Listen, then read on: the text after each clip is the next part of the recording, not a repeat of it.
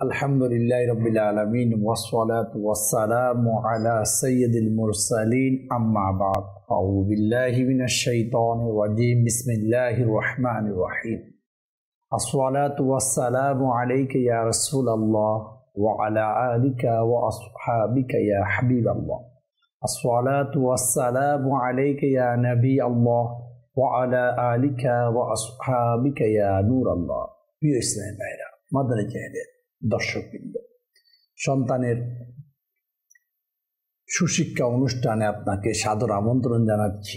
আসুন অনুষ্ঠানের শুরুতে হায়াতুন নবী সাল্লাল্লাহু তাআলা আলাইহি ওয়াসাল্লামের উপর দরুদ শরীফ পাঠ করার ফজিলত সম্পর্কে একটি হাদিসে মুবারাকা শ্রবণ করি।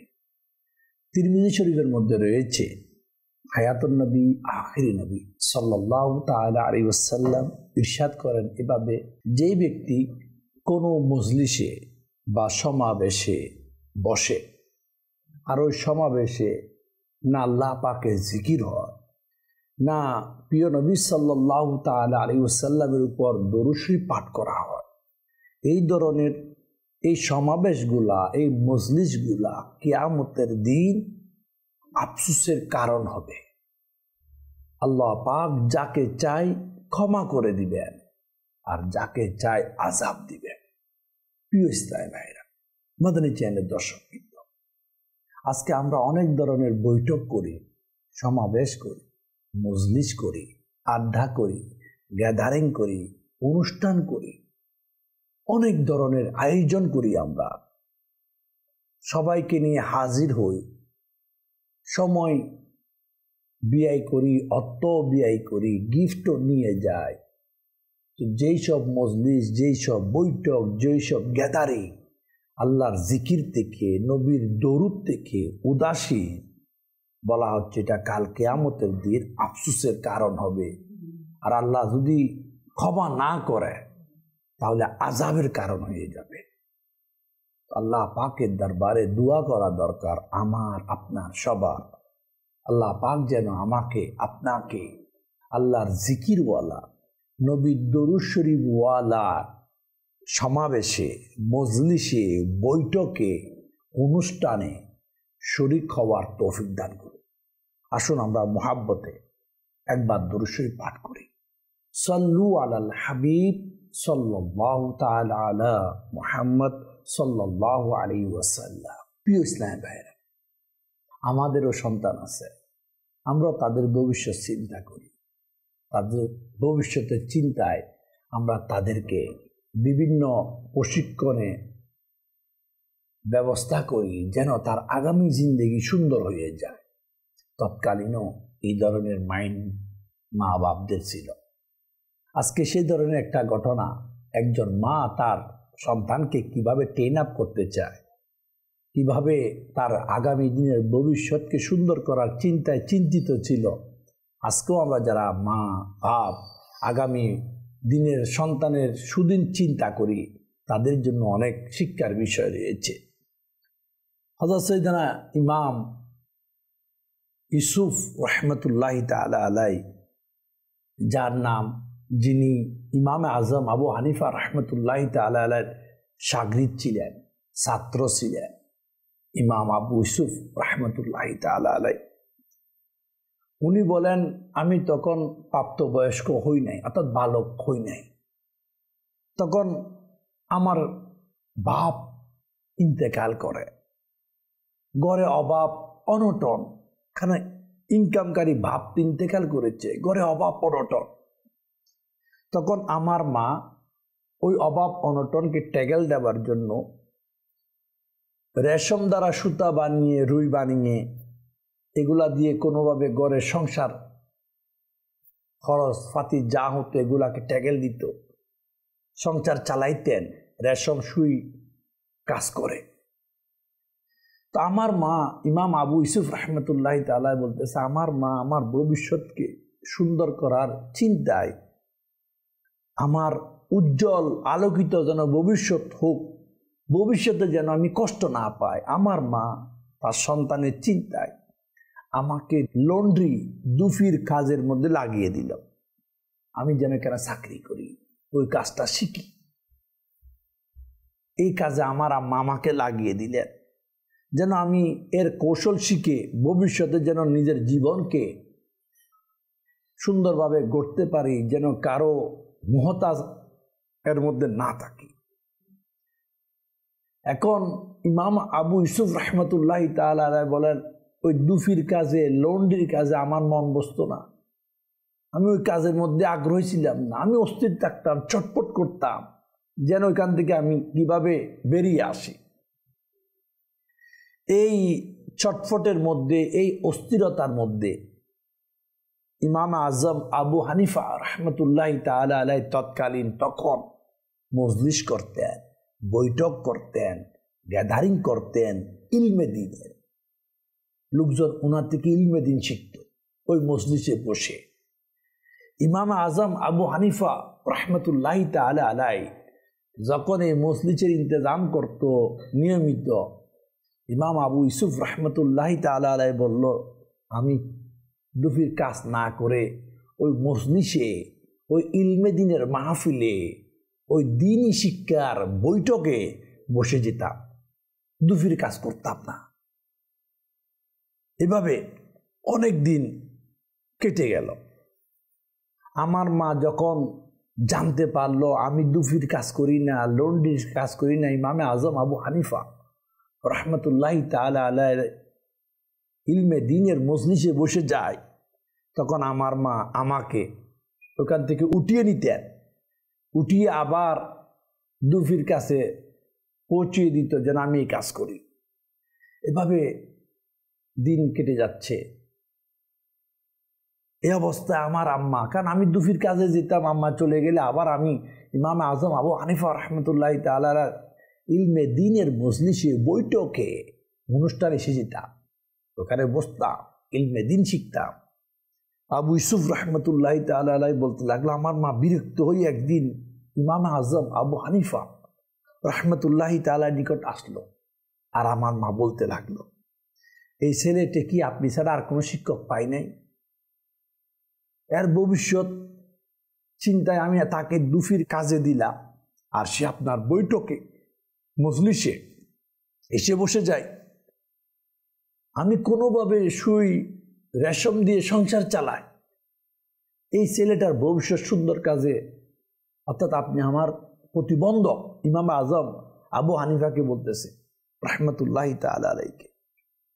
আমি তাকে এই ছোট কাল থেকে এই শিক্ষাটা দিচ্ছি যেন ভবিষ্যতে সেই আরামে জিন্দগি করতে পারে। তখন ইমামে আজম আবু হানিফা রহমতুল্লাহ তাআলা আলাইহি ইমামে আবু ইউসুফ রহমতুল্লাহ তাআলার আম্মাকে বললেন, হে সৌভাগ্যশালী, সৌভাগ্যবান, তাকে ইলমে দ্বীন অর্জন করার জন্য সুযোগ দাও। সে ইলমে দ্বীন শিখবে এবং বড় হয়ে দেশি গিয়ে বাজানো বাদাম হালুয়া খাবে উন্নত মানে। ইমাম আজম আবু হানিফা রহমতুল্লাহ তাআলা আলাইহি এর কথা শুনে ইমাম আবু ইউসুফ রহমতুল্লাহ তাআলা আম্মাজান বলল, এটা স্বাভাবিক, অভাবে ফান্তা ফুরাই, ভালো করে খেতে পারি না, দেশি হালুয়া, দেশি গিয়ে বাজা বাদাম, এটা তো রাজকীয় খাবার, এগুলা কি? অর্থাৎ উনি বিরক্ত হয়ে নারাজি ভাব দেখিয়ে চলে গেলেন ইমাম আজম আবু হানিফা রহমতুল্লাহ তাআলা থেকে। এই এতিম, এই বাচ্চা যার বাদ খাবার ঠিক মতো জুটে না, সেই দেশি গিয়ে বাজা হালুয়া বাদাম, এটা কিভাবে সম্ভব?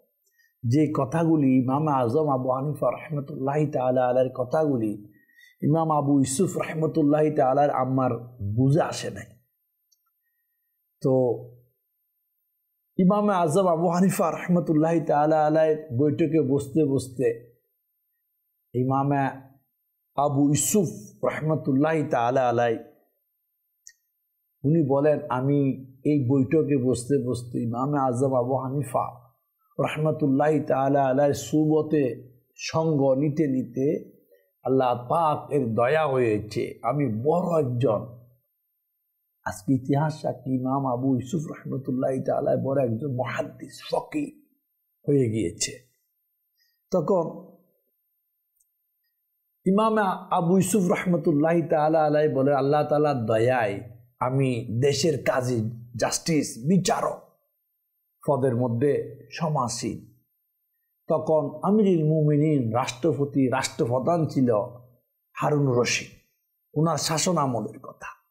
এক সময়ের দুপির কাজ করত এক বাচ্চা, ইলমে দিনের জ্ঞান অর্জন করার কারণে আজকে ওই ইমাম আবু ইউসুফ রহমতুল্লাহ তাআলা আলাই বাদশাহ হারুনের রশিদের বিচারক প্রধান, জাস্টিসের প্রধানের সিংহাসনে উপবিষ্ট।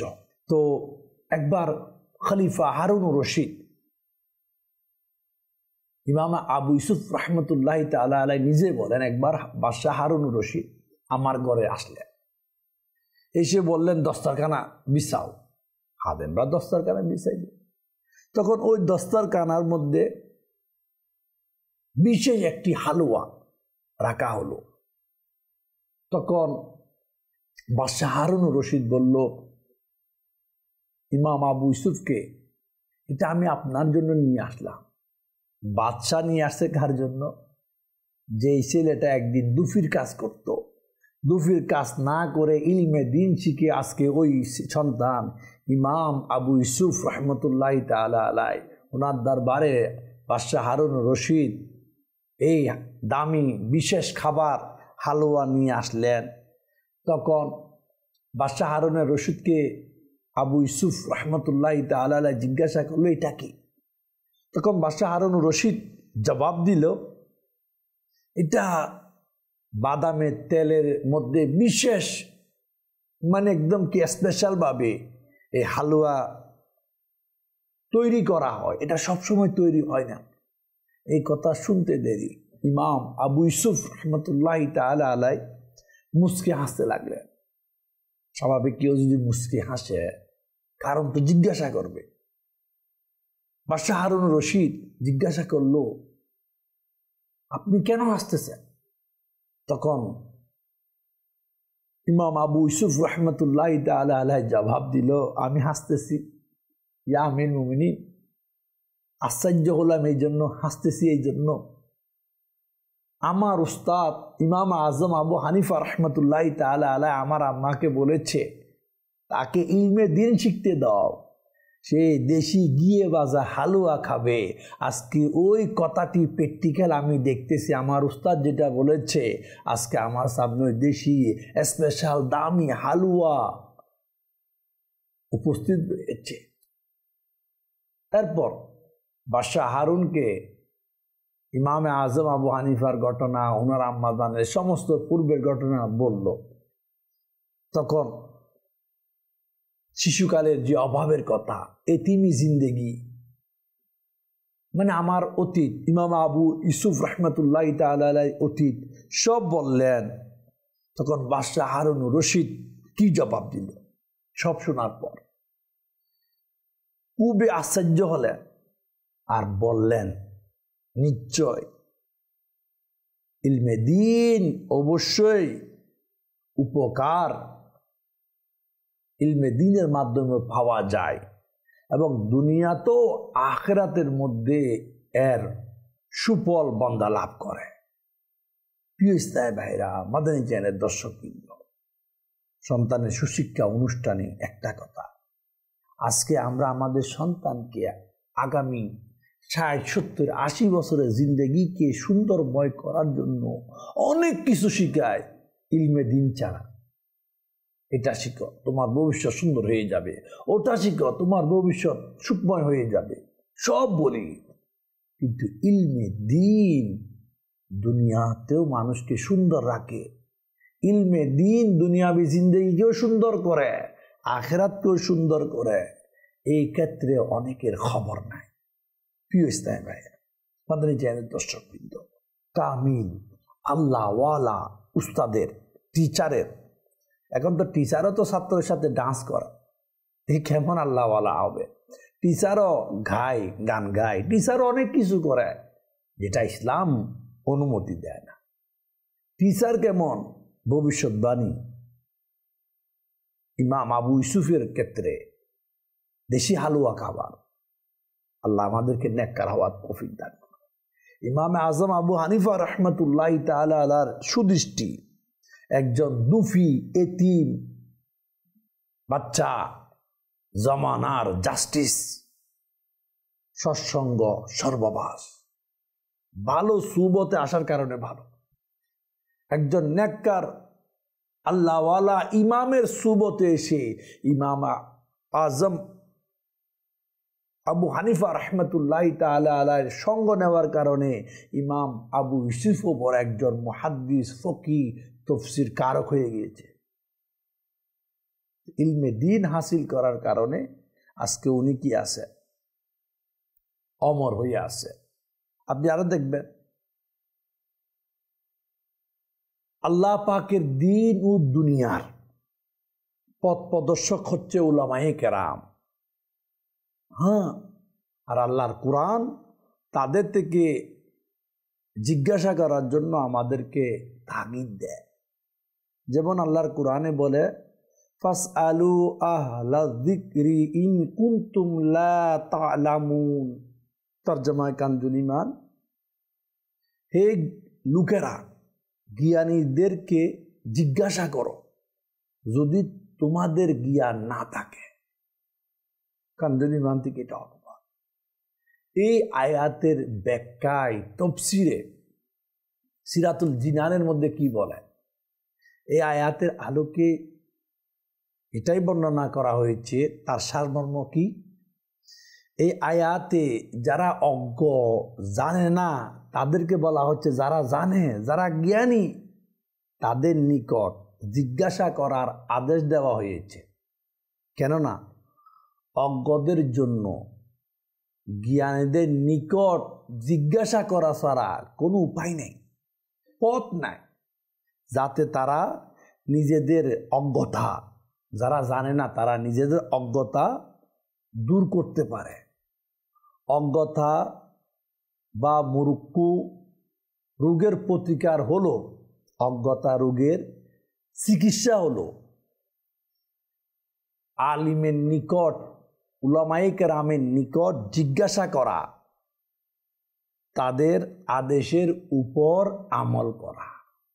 প্রিয় ইসলাম ভাইরা, আজকে আমরা আমাদের সন্তানকে কোন রাস্তায়, কোন পথে ঠেলে দিচ্ছি, এটা করো ওইটা করো, গাইডলাইন মা বাপ দেয়, ভাই বেড়াত দেয়, আত্মীয় স্বজন দেয়, দেখা দরকার। আপনি একটা জিনিস দেখবেন, বান্দা যখন 55-60 বছর হয়ে যায়, সে রিটায়ার্ড হয়ে যায়, বলে তার দেমাগে কাজ করে না, তাকে এখন কাজের উপযুক্ত সময় নাই, দুনিয়াবি স্টাইলে।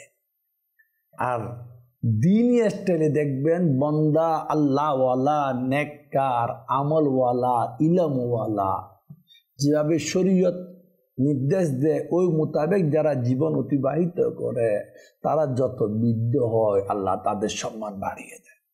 হ্যাঁ, আপনি দেখবেন বান্দার কাছে মানুষ ততক্ষণ ধন আছে যতক্ষণ, বাদশার কাছে ততক্ষণ বাদশাহী আছে যতক্ষণ, কিন্তু আল্লাহওয়ালা, নেককার, নবী প্রেমিক, অলি প্রেমিক, অর্থাৎ এক কথা শরীয়তের বিধিবিধান, উলামায়ে কেরাম, যারা আলিমে দ্বীন, এদের দরবার সর্বদা, এদের গড় সর্বদা মানুষের আনাগোনায় সর্বদা মুখরিত। কোনো মালওয়ালার কাছে কেউ গিয়ে বলে না হুজুর দোয়া করে, কিন্তু আল্লাহওয়ালা, আলিমে দ্বীন, পীর মাশায়েখের দরবারে গিয়ে লোকেরা দোয়া চায়, উসিলা দিয়ে দোয়া চায়। কেন? কারণ ইলমে দ্বীন আল্লাহ পাকের দরবারে এমন একটি নিয়ামত, এই নিয়ামত যে হাসিল করতে পেরেছে সে দুনিয়া তো তাজ, সম্মানের তাজ পরিধান করার সুযোগ পেয়েছে, পরকালও, কাল কিয়ামতেও সম্মানের তাজ পাওয়ার, এবং তার কারণে তার মা বাপ পর্যন্ত সম্মানের তাজ পাওয়ার সৌভাগ্য লাভ করেছে। ছেলেদেরকে, মেয়েদেরকে আমরা ইলমে দ্বীন এর শিক্ষায় শিক্ষিত করি, তাদেরকে ইলমে দ্বীন শিখায়। কারণ আল্লাহর পাক কালামে তো আছে, আল্লাহকে তার বন্দাদের মধ্যে তারাই ভয় করে যারা জ্ঞান সম্পন্ন, যাদের জ্ঞান আছে, ইলম আছে, তারাই আল্লাহকে ভয় করে। এখন তো আমাদের ইলমও নেই, জ্ঞানও নেই, যেমন খুশি তেমন করো, যেমন ইচ্ছা তেমন করো।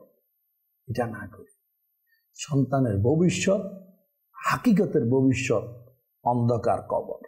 সন্তানকে যদি আমরা আগামী দিনটাকে তার সুন্দর করতে চাই, তাকে মাওলার ভয় প্রদান করার জন্য যত ধরনের ইলমে দিন হাসিলের রাস্তা আছে ওই পথে পরিচালনা করিয়ে দিন।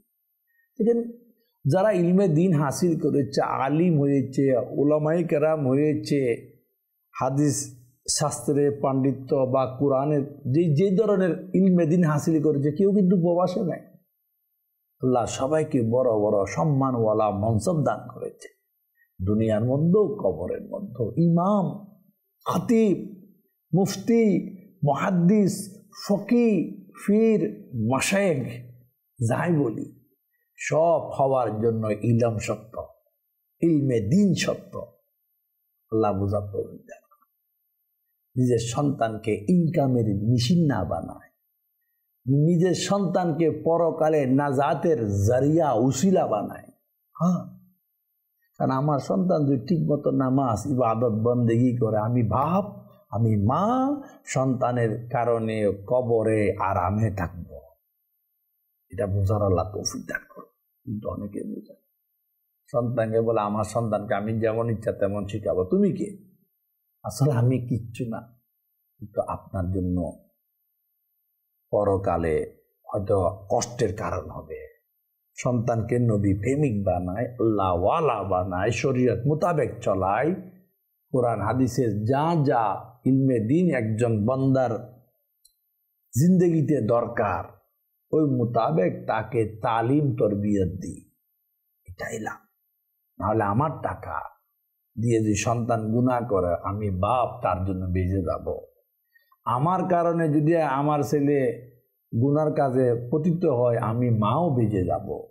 যেন আমি মা বাপ, আমাদের দায়িত্ব সন্তানকে আল্লাহর পথে, নবীর পথে, সিরাতুল মুস্তাকিমের পথে, সাহাবায়ে কেরামদের পথে, আউলিয়ায়ে কেরামদের পথে চালানোর জন্য তাদেরকে উৎসাহ প্রদান করা। টাকার জন্য তাদেরকে টাকা না বলি, তাদেরকে বলি মাওলাকে ভয় করো, মাওলার তরিকা মোতাবেক চলো, জিন্দেগি সুন্দর হয়ে যাবে।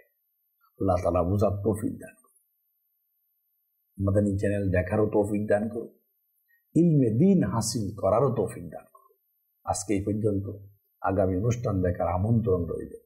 সাল্লু আলাল হাবিব সাল্লাল্লাহু তাআলা আলা মুহাম্মদ।